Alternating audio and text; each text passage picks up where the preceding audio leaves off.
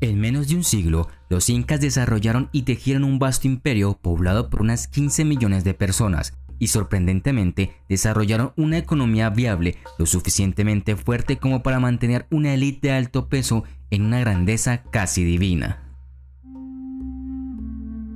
La familia era un componente fundamental de la sociedad inca y se establecieron fuertes lazos incluso entre parientes distantes, no solo familiares cercanos. Los incas consideraban que la línea masculina era la más importante. La familia en general habría sido todos los miembros del mismo grupo de parentesco o ayllu, algunas de estas compuestas por cientos de pequeñas unidades familiares. Eran lo suficientemente grandes como para ser categorizadas como una subtribu. El matrimonio fuera de este grupo era inusual, por lo que todos los miembros del ayllu estaban en la práctica relacionados. Creían que provenían de un antepasado común, generalmente una figura legendaria o incluso un animal mítico. Una identidad colectiva adicional, además de la sangre, era el hecho de que el ayllu poseía un pedazo de territorio en particular y los ancianos lo repartían para que las familias individuales trabajaran para que pudieran ser autosostenibles. Los incas también pusieron mayor énfasis en los lazos geográficos entre individuos e introdujeron una nueva clase aristocrática a la que no se podía acceder desde un grupo social inferior a través del matrimonio. De la misma manera, se permitió que continuara la adoración de deidades locales particulares por cualquier ayllu, pero estas fueron subordinadas a los dioses incas, especialmente al dios Sol Inti. Finalmente, los incas llevaban registros censales precisos utilizando sus dispositivos quipu de cuerda dudada en el que los hombres dentro del imperio eran clasificados según su edad y capacidad física para trabajar en campos o en el ejército. Las familias incas tenían en promedio 5 miembros y los niños de ambos sexos eran bienvenidos para que pudieran ayudar a la familia que trabajaba en el campo. El embarazo no interrumpió las tareas agrícolas de la mujer y cuando daba luz no hubo ayuda de ninguna partera. Los bebés se guardaban en una cuna portátil de madera que la madre podía cargar mientras trabajaba. Al año de nacido se realizaba una fiesta, el Rutuchikui. Se le cortaba el cabello en una ceremonia especial. Cada uno de los parientes le cortaban un mechón y le daban presentes. Luego se le ponía un segundo nombre en reemplazo del primero. Parece ser que años después, en la adolescencia, se volvía a cambiar de nombre. La pubertad fue un paso importante tanto para niños como para niñas. Los niños tenían un rito de iniciación más comunitario que involucraba carreras y se les perforaban las orejas para poder usar las orejeras de rango inca. Aquí también se les dio un nuevo nombre de adulto. Los nombres de pila podían ser cualquier cosa que describiera mejor al individuo, dando lugar a nombres como cóndor, kuntur, jaguar, uturuncu, estrella, quillor, orocori y demás. Los hijos de la élite habrían llevado varios otros nombres y títulos según el rango y las hazañas que lograban a lo largo de su vida. El siguiente gran acontecimiento en la vida de un joven fue el matrimonio. Esto probablemente ocurrió cuando la pareja era adolescente. Un hombre no se consideraba adulto hasta que se casaba. Como en cualquier economía agrícola, no era económicamente viable que una persona permaneciera soltera y por la misma razón, el divorcio era inaudito, al menos formalmente hablando. La elección de la pareja parece haber dependido en gran medida de sus padres. Cuando el padre de la niña aceptaba el tradicional regalo de hojas de coca del niño, se hacía el trato. Las ceremonias de boda no se llevaban a cabo para parejas individuales, sino quizás una vez al año para todos los que se casaban en un ayllu. Como la virginidad no era particularmente apreciada en el imperio inca, la niña no sufría repercusiones en su reputación. Después de la ceremonia no religiosa de banquete e intercambio de obsequios, la novia se mudaba al área de la familia de su pareja en un nuevo hogar y trabajaba esta tierra junto a su esposo que había heredado al nacer. La cantidad de tierra que la novia había heredado era devuelta a las tierras comunales del ayllu.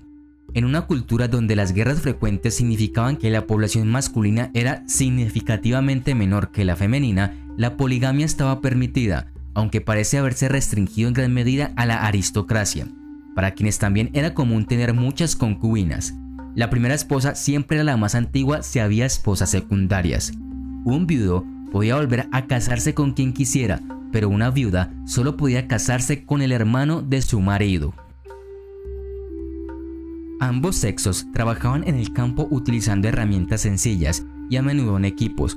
Además criaban ganado, pescaban y cazaban según su ubicación. A veces se requería que los hombres realizaran tareas como construir y mantener caminos incas o cultivar en tierras del estado inca, además del servicio militar a los gobernantes. Cuando esto sucedía, sus vecinos ayudaban para que la granja familiar pudiera seguir funcionando. Tanto hombres como mujeres habrían participado en ceremonias religiosas públicas y en festividades relacionadas con el calendario agrícola, donde beber cerveza chicha habría sido un momento destacado.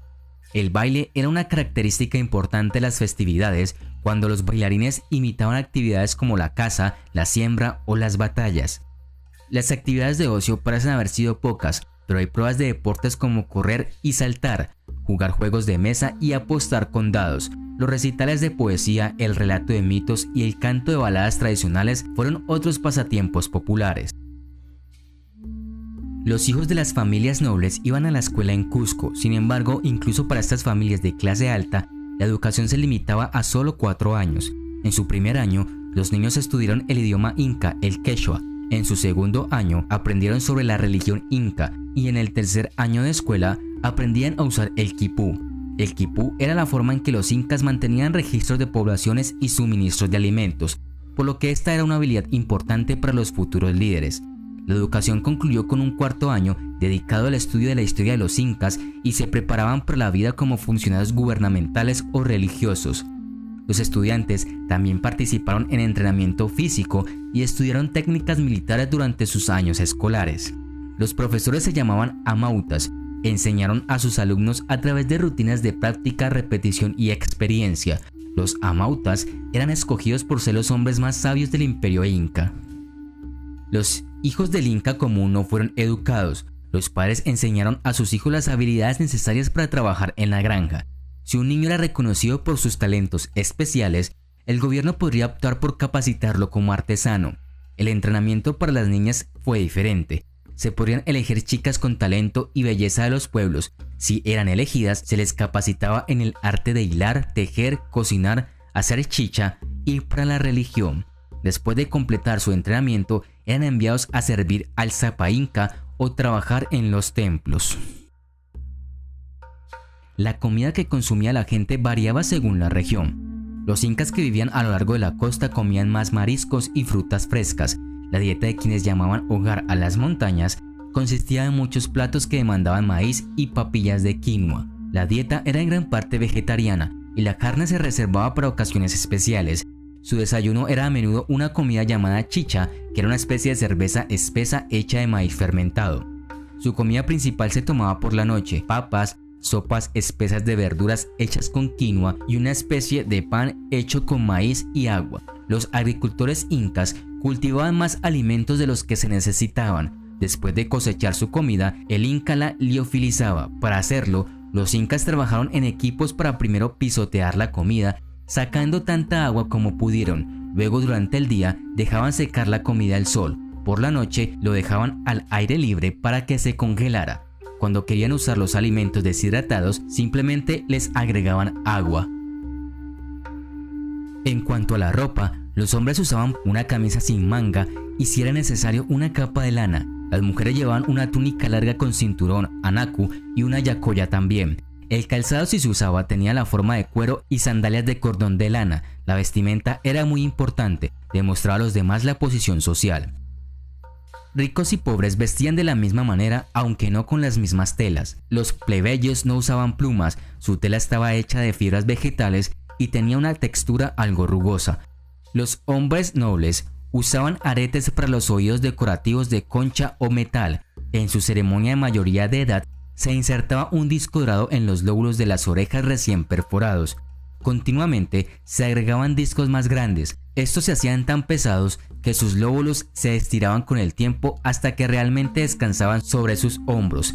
Esto se consideraba bastante elegante. Las casas incas eran muy sencillas, a menudo consistían en una sola habitación. Aunque algunas casas tenían un piso superior con piso de madera, la gente se sentaba y dormía sobre esteras de juncos o pieles de animales. El espacio habitable se dividió en 2 áreas, una para dormir y otra para cocinar y tener animales domésticos como los conejillos de Indias. Los incas no usaban tejas para cubrir sus techos, sino que tenían que depender de la paja hecha de hierba como arbustos.